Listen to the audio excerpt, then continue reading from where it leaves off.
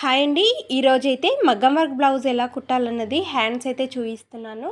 నేను ఎప్పుడు స్టిచ్ చేసినా కూడా ఈ విధంగానే స్టిచ్ చేస్తాను. చాలా అంటే చాలా నీట్గా వస్తుంది, పర్ఫెక్ట్గా కూడా వస్తుందన్నమాట. ముందుగా బ్లౌజ్ అంతా కట్ చేసుకున్న తర్వాత ఐరన్ చేసుకుని కట్ చేసుకుంటే మనకు నీట్గా వస్తుంది బ్లౌజ్ అనేది. ఇప్పుడైతే నేను డబుల్ పాదం ఉంది కదా మిషన్కు, అదైతే చేంజ్ చేసి సింగిల్ పాదం అయితే సెట్ చేశాను. ఇప్పుడైతే మగ్గం వర్క్ అనేది మనము ఫస్ట్ ఏ డిజైన్ వచ్చిందో కొంచెం అబ్జర్వ్ చేసుకున్న తర్వాత ఏ విధంగా స్టిచ్ చేయాలన్నది చూసుకోవాలన్నమాట. దీనికి చిన్న చిన్న పూసలతో హ్యాంగింగ్స్ లాగా ఇచ్చారు కాబట్టి కొంచెం స్లోగా అయితే స్టిచ్ చేయాలి. ఎందుకంటే ఒక్కసారి సూది పడినా కూడా సూది విరిగిపోతుంది. అదేవిధంగా మగ్గం వర్క్ కదా, ఒక్కసారి దారం తెగినా కూడా వర్క్కి మొత్తం వర్క్ అంతా పోతుందన్నమాట కింది సైడు. అందుకే కొంచెం జాగ్రత్తగా చూసుకుంటూ కుట్టాలి. ఇప్పుడైతే వర్క్ వచ్చిన బ్లౌజ్ పీసెస్ కట్ చేసుకున్నాం కదా, లైనింగు ప్లస్ ఇది రెండు కూడా ఆపోజిట్గా పెట్టుకోవాలి. అట్లా పెట్టుకుంటేనే మనం తీసుకున్న లోతు అనేది ఫ్రంట్ పార్ట్ లోతు ఉంటుంది కదా, రెండిటికి కరెక్ట్గా వస్తుంది. లేదంటే ఒకటి కుట్టేసిన తర్వాత ఇంకొక దాని మీద పెట్టుకుంటే రివర్స్ అయిపోతుంది. అందుకే ఒకేసారి రెండు కూడా సెట్ చేసుకున్న తర్వాత అది మడత పెట్టేసి పక్కన పెట్టి ఆ తర్వాత ఒక పీస్ కుట్టిన తర్వాత ఇంకొక పీస్ అయితే కుట్టాలన్నమాట. ఇక్కడ చూపిస్తున్న విధంగా ఈ విధంగా సెట్ చేసుకోవాలి. నేను ఇలా ఈజీగా ఉంటుందని చెప్పి ఫ్రంట్ బ్యాక్ అని అయితే ఇలా రాసుకొని అయితే పెట్టుకుంటాను అనమాట. ఈజీగా ఉంటుంది అలా చేస్తే. ఇవి మనం స్టిచ్చింగ్ చేసేటప్పుడు ఒక 1/2 ఇంచు ఖర్చుతోనైతే మెయిన్ క్లాత్ అయితే 1/2 ఇంచు ఖర్చు ఉంచుకొని అయితే కుట్టుకోవాలి. అలా కుట్టుకుంటే హ్యాంగింగ్స్ అనేవి ఎక్కడ కూడా ఖరాబ్ అవ్వకుండా మంచిగా నీట్గా వస్తుంది. చూసారు కదా, ఈ విధంగా అనమాట.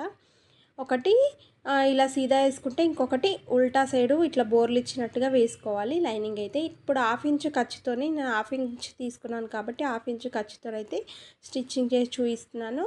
ఇక్కడ నేను సింగిల్ పాదం మాత్రమే వాడాను. మనకు ఇలాంటి వర్క్లు వచ్చినప్పుడు కంపల్సరీగా కంప్యూటర్ వర్క్స్ అయితేనైతే డబుల్ పాదంతో కుట్టవచ్చు. కాకపోతే ఈ వర్క్ మాత్రం సింగిల్ పాదం అనేది కంపల్సరీ అనమాట.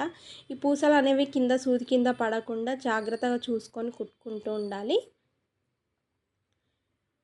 చూసారు కదా, ఈ విధంగానే మొత్తం కూడా కుట్టేసుకోవాలి. తర్వాత ఇలా కుట్టుకున్న తర్వాత లైనింగ్ వైపు ఈ ఖర్చు అంతా ఉండే విధంగా మలుచుకొని ఒక కుట్టు అనేది వేసుకోవాలి. ఇక్కడ చూపిస్తున్న విధంగా ఇలా గోరుతో ఒకసారి గీసుకున్నట్లయితే మనకు బొటిక్ స్టైల్లో నీట్గా ఏ విధంగా వస్తుందో ఆ విధంగా చాలా నీట్గా ఉంటుంది. పూసలు అనేవి అడ్డం రాకుండా ఇలా లెఫ్ట్ హ్యాండ్తో అనుకుంటూ స్టిచ్ చేసినట్లయితే మనకు తొందరగా అయిపోతుంది బ్లౌజ్ కూడా. ఇప్పుడు మనకు ఈ ఒక చిన్న పావించు ఖర్చుతో ఉంది కదా ఈ పూసల కింద, అలా ఒక స్టిచ్ అనేది వేసుకుంటే మనకు బ్లౌజ్ అనేది స్టిఫ్గా నిలబడుతుంది. లేకపోతే లైనింగ్ అనేది కొంచెం బయటకు వచ్చినట్టుగా కనిపిస్తుంది అనమాట. ఇలా మెల్లిమెల్లిగా అనుకుంటూ చివరి వరకు కుట్టు వేసేసుకోవాలి. తర్వాత పైవైపు కూడా కుట్టు వేసుకోవాలి. ఇప్పుడు పైవైపు వేసుకునేటప్పుడు మనకి ఎక్కడైనా ఈ వర్క్ అనేది అడ్డం వస్తుందేమో చూసుకోవాలి. అలా అడ్డు వచ్చినట్లయితే మనము అక్కడక్కడ పూసలు అనేవి కట్ చేసేసుకొని ఆ తర్వాత పెద్ద కుట్టుతో అనేది వేసుకోవాలి. ఇలా సీజర్తో కొట్టినా కూడా ఇవి ఊడిపోతాయి. లేదంటే ఇలా కట్ చేసుకున్నా కూడా సరిపోతుంది. జస్ట్ ఒక్క స్టిచ్ అనేది కట్ చేస్తే సరిపోతుంది.